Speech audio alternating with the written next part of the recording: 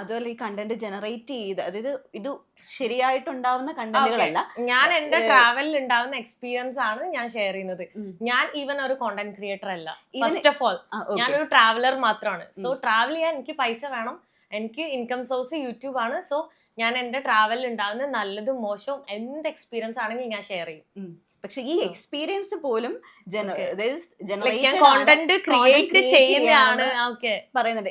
Like ഞാൻ ചെയ്യുന്നത് ആ സമയത്ത് അവരെ യൂസ് ചെയ്തിട്ട് ഇപ്പൊ അരുണിമ യൂസ് ചെയ്യുന്ന ലാംഗ്വേജ് അവർക്ക് മനസ്സിലാവില്ല. അപ്പൊ സോ അതുകൊണ്ട് ആ ടൈമിൽ എന്താ നടക്കുന്നതെന്ന് അപ്പൊ ആൾക്കാർ അത്ര കടന്ന് ചിന്തിച്ചാണ് ഞാൻ കേസ് കൊടുക്കാൻ പോകുന്നത്. അത് പറയുമ്പോ ലൈക്ക് അതെന്താ പറയാ, എന്റെ മാനാഭിമാനത്തെ ചോദ്യം ചെയ്ത പോലെയല്ലേ. സോ അതുകൊണ്ടാണ് ഞാൻ കേസ് ഫയൽ ചെയ്യുന്നത്. ഓക്കെ, ഇപ്പൊ അതായിരിക്കില്ല. ഇപ്പൊ അതായത് ഇപ്പൊ നമ്മൾ ആ കാര്യം പറഞ്ഞതുപോലെ തന്നെ ഇപ്പൊ തുർക്കിയിലുണ്ടായ BMW കാറിലുണ്ടായ ഒരു അവിടെ ഓൾമോസ്റ്റ് BMW ബെൻസ് ഒക്കെ അത് കോമൺ ആയിട്ടുള്ള വെഹിക്കിൾസ് ആണ്. നമുക്കാണ് അത് ഭയങ്കര പ്രീമിയം. അല്ല, ഇത് സെഷനിൽ ഉണ്ടായിരുന്ന ഒരു വേർഡാണ്. അതാണ് എന്നെക്കാൾ നന്നായിട്ട് എന്റെ കമന്റ് നിങ്ങളോട് ചോദിക്കാം, ഞാൻ വായിച്ചിട്ടില്ല. ഇത് ഞാനായിട്ട് എടുത്തൊരു വാക്കല്ല ആക്ച്വലി. ഇത് ഞാനിങ്ങനെ, കാരണം നമ്മൾ ഇപ്പൊ അരുണിമയോട് സംസാരിക്കാൻ വരുമ്പോ അരുണിമേനെ പറ്റി അറിഞ്ഞിരിക്കണം, അരുണിമേനെ പറ്റി ആൾക്കാർ എന്താണ് പറയുന്നതെന്ന് അറിഞ്ഞിരിക്കണം. സോ ആ കാര്യത്തിൽ ഞാനിപ്പോ വെൽ സ്റ്റഡി ഉണ്ട് അതിനകത്ത്. അപ്പം ഈ യൂസ് ചെയ്യുന്ന ഇങ്ങനെയുള്ള വേർഡ്സുകൾ, അപ്പം അവര് അതിനകത്ത് മെയിനായിട്ട് വേറൊരു കാര്യം ചോദിക്കുന്നത്, ഇങ്ങനൊരു അനുഭവം ഉണ്ടായിട്ട്, ഇതിപ്പോ നമ്മുടെ നാട്ടിലാണെങ്കിലും അല്പം ഏത് സ്ത്രീ ആണെങ്കിലും അങ്ങനെ അനുഭവം ഉണ്ടായാൽ ആ സ്പോട്ടിൽ അവിടെ നിന്ന് അവരെ ഇറങ്ങി പോകാൻ ശ്രമിക്കും. But you continue the travel. Plain ആയിട്ടുള്ളതാണ്. അത് ഞാൻ എന്റെ യൂട്യൂബ് ചാനലിൽ തന്നെ ഓൾറെഡി പറയുന്നുണ്ട്. പ്ലെയിൻ ആയിട്ടുള്ള ഒരു സ്ഥലമായിരുന്നു. സോ ഓൾറെഡി ഞാൻ കുറെ നേരം നിന്നിട്ടാണ് എനിക്ക് ലിഫ്റ്റ് കിട്ടിയിട്ടുണ്ടായിരുന്നത്. അപ്പൊ ഞാൻ പിന്നെ വിചാരിച്ചു എനിക്ക് ഇതിലും വേഴ്സ് സിറ്റുവേഷൻസ് ഉണ്ടായിട്ടുണ്ട്. അപ്പൊ അത് മാത്രല്ല, ക്യാമറ ഓൺ ആയതുകൊണ്ട് ഒരു സേഫ്റ്റി എന്നുള്ളൊരു സാധനം ഉള്ളതുകൊണ്ട് ഞാൻ കണ്ടിന്യൂ ചെയ്തത്. സീക്രട്ട് ഏജന്റ് പണ്ട് ഒരു വീഡിയോ അരുണിമയ്ക്ക് എതിരെ ഇട്ടിരുന്നു. പക്ഷെ ഈ കാര്യത്തില് ഞാൻ സീക്രട്ട് ഏജന്റ് അരുണിമനെ സപ്പോർട്ട് ചെയ്ത ഒരു കാര്യം എനിക്ക് പറയാനുണ്ട്. ഈ സീക്രട്ട് ഏജന്റ് ഒരു വീഡിയോ ഇട്ടിട്ടുണ്ടായിരുന്നു മുന്നേ, എനിക്കൊന്ന് 1 year ആയോന്ന് എനിക്കറിയില്ല. അപ്പൊ അതില് പറയുന്നത് കംപ്ലീറ്റ്ലി പച്ച കള്ളാണ്. ഇങ്ങനെ ഒരു സിറ്റുവേഷൻ കിട്ടിയപ്പോ ഞാനത് പറയാണ്. കള്ളു കുടിച്ച് യെസ്, ഞാൻ കള്ളു കുടിച്ചിട്ട്, ഞാൻ കള്ളു കുടിക്കുന്ന ഒരാളാണ്. പക്ഷെ ട്രാവൽ ചെയ്യുമ്പോൾ ഞാൻ കള്ളു കുടിക്കാറില്ല. ട്രാവൽ സ്റ്റോപ്പ് ചെയ്തതിനു ശേഷമാണ്. അത് മാത്രമല്ല, ഞാൻ എന്താ പറയാ ഒക്കേഷനിൽ കുടിക്കുന്ന ഒരാളും കൂടിയാണ്. ഞാനും എൻ്റെ ഒരു പെൺസുഹൃത്തും കൂടിയാണ് ലിഫ്റ്റ് അടിച്ചിട്ടുണ്ടായിരുന്നത്. അപ്പൊ അവരിങ്ങനെ എന്താ പറയാ, ഞാൻ കള്ളു കുടിച്ച് വഴിയിൽ കണ്ടപ്പോൾ ആൾ ഇങ്ങോട്ട് വന്നു എന്നാണ് പറഞ്ഞത്. നമ്മൾ ഓൾറെഡി വയനാട് നിന്ന് തിരിച്ച് എറണാകുളത്തേക്ക് പോവാണ്. അതിനിടയിൽ ഹിച്ചൈക്കുന്നതിന്റെ ഇടയിൽ ജസ്റ്റ് നിർത്തിയ ഒരു വ്യക്തി മാത്രമാണ്. അന്നും എന്റെ യൂട്യൂബ് ചാനൽ കണ്ടിട്ട് ആൾക്ക് എന്നെ അറിയായിരുന്നു. അന്നും ആൾക്ക് എന്തോ യൂട്യൂബ് ചാനലൊക്കെ ഉണ്ടായി, എനിക്കിങ്ങനെ കാണിച്ചു തരുകയും ചെയ്തു. അന്നും ആരൊക്കെ കുറ്റം പറഞ്ഞിങ്ങനെ നടക്കുമായിരുന്നു. പക്ഷെ ഞാൻ കണ്ടിട്ടില്ല ആളെ നേരിട്ട് ഇതുവരെ. സോ എന്താ പറയാ, ആ സമയത്ത് സീക്രട്ട് ഏജന്റിനെ അറിയില്ല, എനിക്കറിയില്ല. ആൾക്ക് ചെറിയ ഫോളോവേഴ്സ് എന്തോ ഉണ്ടായിരുന്നുള്ളൂ. സോ അന്ന് ആൾക്ക് അറിയില്ല. പക്ഷെ അന്നും ആൾക്ക് എന്നെ അറിയായിരുന്നു. അപ്പൊ ഇങ്ങനെ പറഞ്ഞു വീഡിയോസ് കണ്ടിട്ടുണ്ട് അങ്ങനെയെല്ലാം. അത് കഴിഞ്ഞിട്ട് ഒരു കാറിന് കയറി അടുത്ത കാറിലേക്ക് എന്തോ കയറിയിട്ട് ജസ്റ്റ് അടുത്ത സ്ഥലത്ത് ഡ്രോപ്പ് ചെയ്തു. ആ വീഡിയോയിൽ ആള് പറയുന്നത് ബസ് കയറാൻ വേണ്ടിയിട്ട് വേറെ എവിടെയോ കൊണ്ടാക്കി. ഞങ്ങൾ ബസ് കയറിയിട്ടില്ല, ഹിച്ചൈക്ക് ചെയ്തിട്ട് തന്നെയാണ് ഞാൻ എറണാകുളത്തേക്ക് പോയത്. അന്ന് ഞാൻ മെക്സിക്കോയിൽ എവിടെയായിരുന്നു ഈ വീഡിയോ കാണുന്ന സമയത്ത്. അപ്പൊ അതുകൊണ്ട് തന്നെ ഞാൻ എന്റെ ഫ്രണ്ടിനെ അയച്ചിട്ട് ഫ്രണ്ടിനോട് കേസ് ഫയൽ ചെയ്യാൻ പറഞ്ഞിട്ടുണ്ടായിരുന്നു. പക്ഷെ ഞാൻ ഇല്ലാത്തോണ്ട് അത് ലീഗലി മൂവ് ചെയ്യാൻ ബുദ്ധിമുട്ടായോണ്ടാ. അപ്പൊ നാളെ പോകുന്ന കേസിന് അത് ഇത് ഉൾപ്പെടുവോ? അങ്ങനെ കൊടുക്കുവാണെങ്കിൽ ഒരുപാട് കൊടുക്കാനുണ്ടായി. ഇപ്പൊ റീസെന്റ് ഉള്ളതാണ്. എന്താ പറയാ, ഞാൻ പറഞ്ഞേ ലൈക്ക് ഒരു മൊത്തത്തിലുള്ള സ്ത്രീകളെ പറയുന്ന ഒരു ഫീൽ എനിക്ക് ഉണ്ടായി. അപ്പൊ അതുകൊണ്ടാണ് എനിക്കത് ഭയങ്കരമായിട്ട് അതായത് സ്വകാര്യ ഭാഗം കാണിച്ച് വശീകരിച്ച് എന്നുള്ള സാധനം വായിച്ചു ഞാൻ.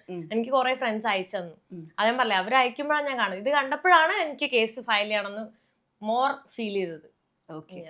അപ്പൊ ഞാൻ പറഞ്ഞു വന്നത്, ഇപ്പൊ പുള്ളി ഈ ഒരു കാര്യത്തില് ഞാൻ വീഡിയോ എടുത്ത് നോക്കിയിരുന്നു. അപ്പം എന്തുകൊണ്ടായിരിക്കാം ആ പെൺകുട്ടി അപ്പൊ അവിടെ ഇറങ്ങാത്തത് എന്നുള്ള രീതിയിൽ സംസാരിച്ച് വിട്ടിട്ടുണ്ട്. പക്ഷെ ഈ ഒരു മാസമായിട്ട് ഇതിനെതിരെ, ഇത് അരുണിമ ക്രിയേറ്റ് ചെയ്തതാണ്, ഈ തുർക്കി യാത്രയ്ക്കുള്ള ഉണ്ടായ എല്ലാ ഇൻസിഡൻസും ക്രിയേറ്റ് ചെയ്തതാണെന്നുള്ള രീതിയിലാണ് കൂടുതലും വരുന്നത്. എനിക്ക് ഞാനിങ്ങനെ ട്രാവൽ ചെയ്യുന്നത് കൊണ്ടും എനിക്ക് കുറച്ച് ഫോളോവേഴ്സ് ഒക്കെ ഉള്ളത് കൊണ്ട് മാത്രമാണ് ഇതിങ്ങനെ ചർച്ചാ വിഷയമായത്. ഇതിപ്പോ KSRTCയിൽ നടക്കുന്ന ഒരു നോർമൽ ആയിട്ട് കോളേജിൽ പഠിക്കുന്ന ഒരു പെൺകുട്ടി ഇത് വീഡിയോ ഇട്ടിരുന്നെങ്കിൽ അവളിത് ക്രിയേറ്റ് ചെയ്താന്ന് പറഞ്ഞിട്ട് ഇടുന്നില്ലല്ലോ. ഇനി ആ പെൺകുട്ടി ഹിച്ചൈക്ക് ചെയ്താലും അങ്ങനെയും പറയാറുണ്ട്. ഇവിടെ ഇപ്പൊ മാലയിട്ട് സ്വീകരിച്ച ആൾക്കാരൊക്കെ വരെ ഉണ്ട്.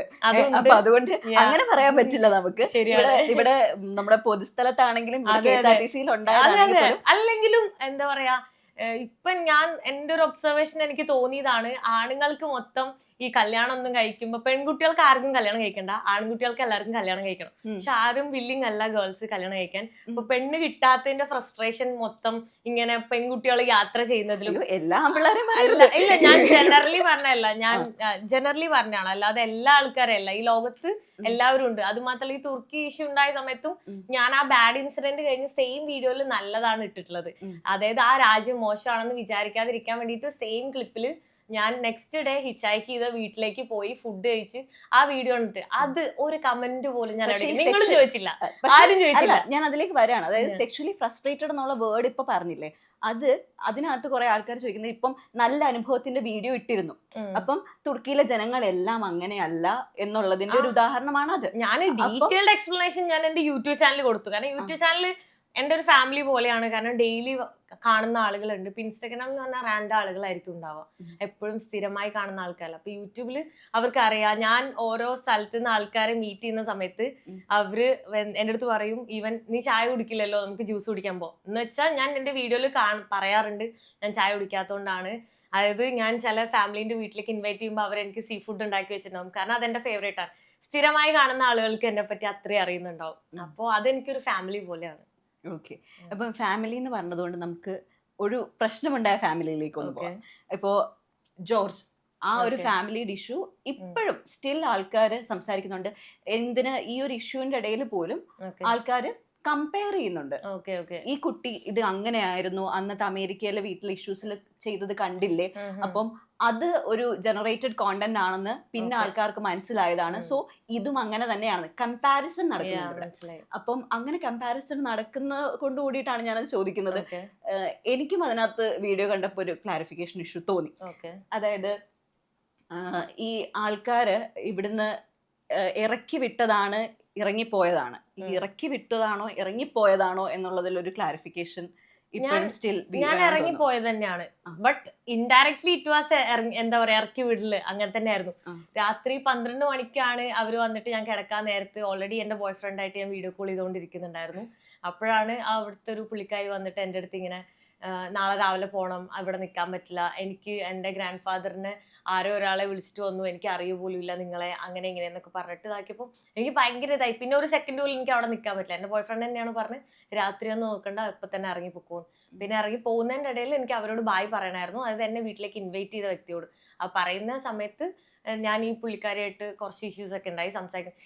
ഞാൻ ചോദിക്കുന്നത്, ഈ ലോകത്ത് ഇത് നടക്കാത്ത സംഭവമില്ല, ഇതൊക്കെ വളരെ കോമൺ ആയിട്ട് നടക്കുന്ന, ഒരു ബ്ലോഗർ ആയിട്ട് മാത്രമാണ് എല്ലാവരും അതെടുത്ത് അതിനെ വെച്ച് വീഡിയോ ചെയ്യുന്നതും പൈസ ഉണ്ടാക്കുന്നതും.